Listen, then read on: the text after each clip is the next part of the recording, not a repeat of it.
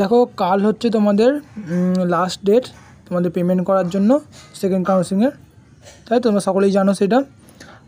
আসলে উদ্দেশ্য হচ্ছে আজকে ভিডিওতে যে থার্ড কাউন্সিলিংটা কবে থেকে শুরু হবে বা আদৌ কতগুলো কাউন্সিলিং হবে কি হবে না, হলে কবে তার ডেট, এই সব সমস্ত বিষয় নিয়ে আলোচনা করবো এই ভিডিওটিতে। আমি দিবাকর আর ডিকে এডুকেশনের চ্যানেলে তোমরা সকলকে স্বাগত।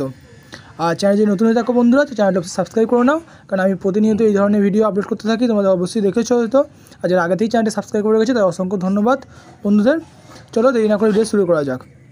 হ্যাঁ, ব্যাপারটা যেটা নিয়ে ডিসকাস করবো তোমাদের সঙ্গে, যে যদি সেকেন্ড কাউন্সিলিং যেহেতু কালকে শেষ হয়ে যাচ্ছে পেমেন্টের লাস্ট ডেট, তো থার্ড কাউন্সিলিং কবে থেকে শুরু হবে আর কতগুলো কাউন্সিলিং হবে, যারা আমাকে কোশ্চেন করেছিলে, কমেন্ট করেছিলে বা আমাকে হোয়াটসঅ্যাপে তোমরা সকলে জিজ্ঞাসা করছো যে আর কতগুলো কাউন্সিলিং হবে, আমি তো সেকেন্ড কাউন্সিলিংয়ে পাইনি, তো সেক্ষেত্রে আর কি কাউন্সিলিং হবে, হলে কতগুলো কাউন্সিলিং হবে।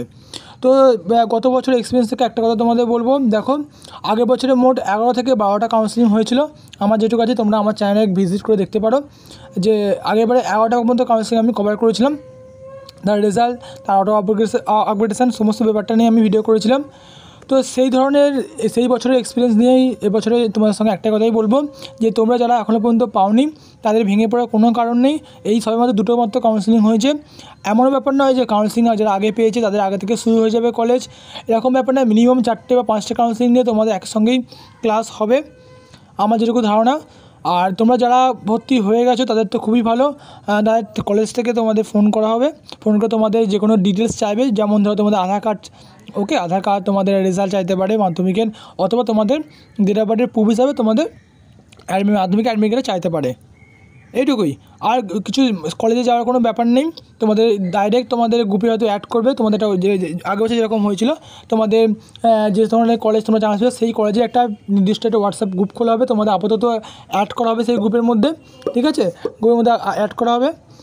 তারপর তোমাদের তখন যখন থেকে ক্লাস শুরু হবে বা তোমার যে কোনো তথ্য জিনিস তোমরা সেখান থেকেই তোমাদের বলে দেওয়া হবে তার গ্রুপের মধ্যে। তো যেটা বলার উদ্দেশ্য ছিল, যেহেতু ফার্স্ট কাউন্সিলিংয়ে অনেক দিন পরে তোমাদের সেকেন্ড কাউন্সিলিং হয়েছিল, এরকমটা এক্ষেত্রে আর হবে না বলেই আমার সম্ভবত মনে হয়। কারণ আগেবার তোমাদের একটা ব্যাপার জানবে যে পলিটেকনিক রেজাল্টও এখনও পর্যন্ত বেরোয়নি, যেটা গত বছর 2 বছরে সেটা ব্যাপারটা ঘটেনি।